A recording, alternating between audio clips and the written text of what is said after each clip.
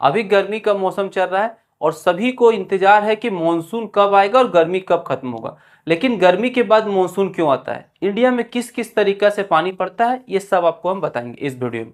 ठीक है, छोटा तरीका से बताएंगे जिससे कि आपको समझने में आसानी हो। देखिए, होता यह है कि जब गर्मी का मौसम होता है तो ये पूरा भारत का जो एरिया है, ये पूरा जमीनी इलाका है, भारत है। फिर यहाँ पे जो है ये हिमालय है, ये पूरा हिमालय पर्वत है। और हिमालय पर्वत के बाद इधर जो है ये तिब्बत का पठार है, मतलब पहाड़ी इलाका है तिब्बत का।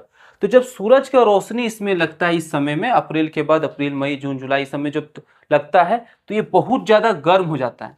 और जब गर्म होता है तो यहाँ पे जो भी हवा है ये ऊपर उठता है। ठीक है, एटमॉस्फेयर में ये ऊपर जाता है। तो जब ये ऊपर जाने लगता है तो ये पूरा एरिया में जो है वो उच्च, क्या होता है, उच्च दाब से निम्न दाब हो जाता है, मतलब यहाँ पे इसका जो है दबाव कम हो जाता है। तो जब ये दबाव कम हो गया, अब दबाव कम हो गया तो ये क्या करेगा कि जहां ज्यादा दबाव है वहां से हवा अपने तरफ खींच लेगा।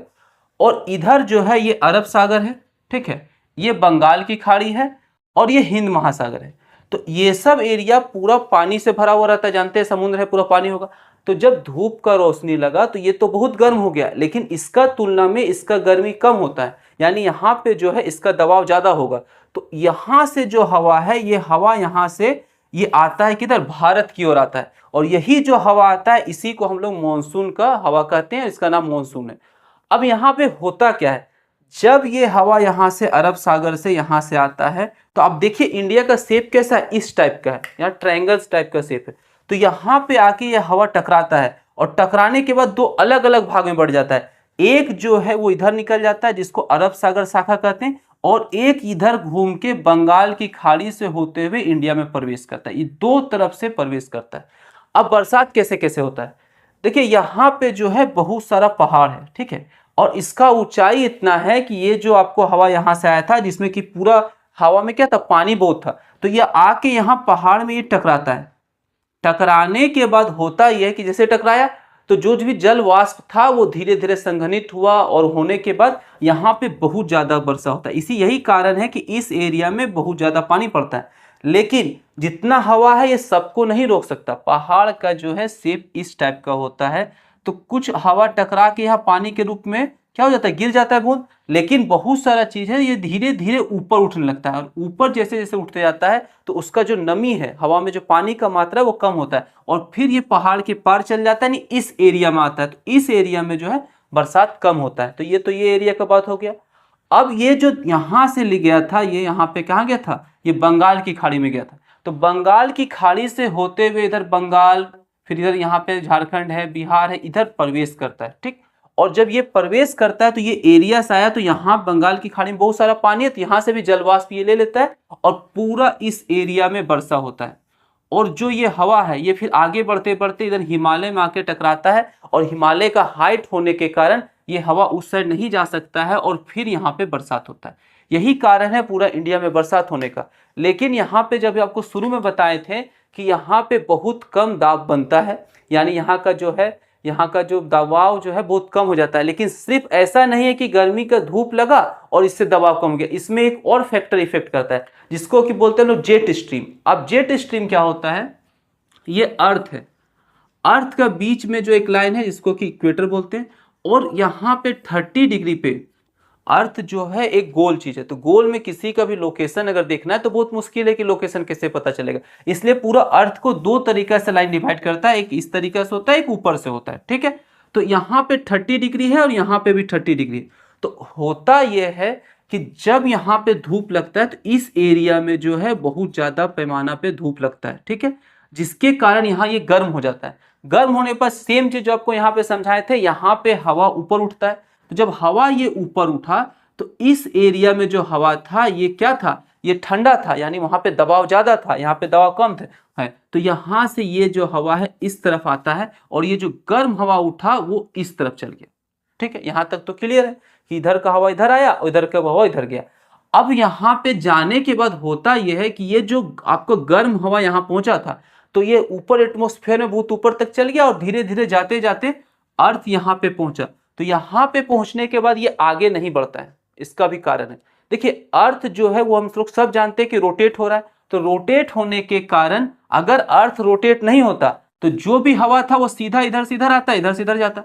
लेकिन जब ये रोटेट होता है तो हवा का डायरेक्शन क्या होता है, मुड़ जाता है। तो मुड़ जाता है, कोई भी चीज है अगर रोटेट हो रहा है, ठीक है, तो रोटेट होगा तो हवा तो सीधा ही चल रहा है, लेकिन रोटेट होने के कारण ये हवा मुड़ जाता है। और मुड़ते मुड़ते पृथ्वी जैसे गोल है तो यहाँ पे ज्यादा गति से घूमता है और यहाँ पे पृथ्वी की गति धीरे धीरे कम होते जाता है। तो ये हवा आगे बढ़ने के जगह इस जगह पे जमा होने लगता है, ऐसे गया और ये चारों तरफ इस तरीका से घूमने लगा। तो जब यहाँ पे जमा होने लगता है तो होता ये है कि जमा होते होते वो जो है डेंस हो जाता है और फिर इसका ये भारी होने के कारण फिर नीचे आ जाता है और फिर यहाँ पे नीचे आता है और फिर इसी तरीका से एक सर्कल बनता है, ऊपर नीचे हवा होते रहता है, ठीक है। तो इस कारण से यहाँ पे जो गर्म हवा और ठंडा हवा, यहाँ से आया था गर्म हवा और यहाँ आपको पहले बोले थे ये ठंडा हुआ है, तो गर्म और ठंडा हवा मिलता है तो यहाँ पे जेट स्ट्रीम बनता है। और जेट स्ट्रीम जो है इंडिया में कहाँ पे आता है, देखिए यहाँ पे जो होता है जब ठंडा का दिन होता है तो इस एरिया में जेट स्ट्रीम आता है, ठीक है, ये एरिया में जेट स्ट्रीम आता है क्योंकि सूरज का पोजीशन अलग होता है। ठंडा का मौसम में जो है सूरज जो इधर दक्षिणी गोलार्ध में ज्यादा होता है और फिर गर्मी जैसे आता है उत्तर का गोलार्ध में आ जाता है। तो दक्षिणी गोलार्ध में होते समय जिस समय ठंडा है तो यहाँ पे जो है जेट स्ट्रीम का हवा आता है। जेट स्ट्रीम इसलिए बोला जाता है क्योंकि इसका हवा का स्पीड बहुत तेज होता है और जब ये यहाँ पे हवा आता है जिसके कारण ठंडा में बरसात होता है तो यहां से जो ये हवा लिया ये पूरा समुद्र का एरिया जो है प्रशांत महासागर उसको पार करते हुए आता है। तो ये साथ साथ जो है बादल को लेके आता है, नमी को लेके आता है और ठंडा का मौसम में ये एरिया में पूरा पानी पड़ता है, ठीक है। लेकिन जब गर्मी होता है तो यही जो हवा यहाँ पे चल रहा था वो यहाँ चलने के बजाय ये हिमालय के उधर ये तिब्बत के एरिया जो है इस साइड हवा चलने लगता है। अब हुआ क्या, गर्मी का मौसम है, गर्मी लगा, ये पूरा एरिया गर्म हो गया। तो अगर जेट स्ट्रीम आते रहता तो आपको तो यहां से हवा आ ही रहा था, तो यहाँ पे जो दबाव है इतना कम दबाव नहीं होता और ये जो मॉनसून को खींचा गया है इतना नहीं खींचा जाता। इसीलिए जब ये हवा भी ऊपर चल गया और यहाँ पूरा गर्म हो गया तो एक ऐसा क्षेत्र क्रिएट होता है जिससे कि यहाँ से ये मॉनसूनी हवा ले लेता है, जिसके कारण यहाँ पे बरसात होता है। तो यही कारण है कि ठंडा का मौसम में यहाँ बरसात होता है। एक और कारण है, देखिए ठंडा में जो है यहाँ पे तमिलनाडु के एरिया में भी बरसात होता है। अब ये क्यों होता है, अभी हम आपको बताए थे कि जब ये गर्म हवा इधर जाता है, ठीक है, क्योंकि यहाँ पे प्रेशर जब यहाँ पे कम हो गया है, यहाँ पे गर्म हो गया है तो हवा इधर से खींचा।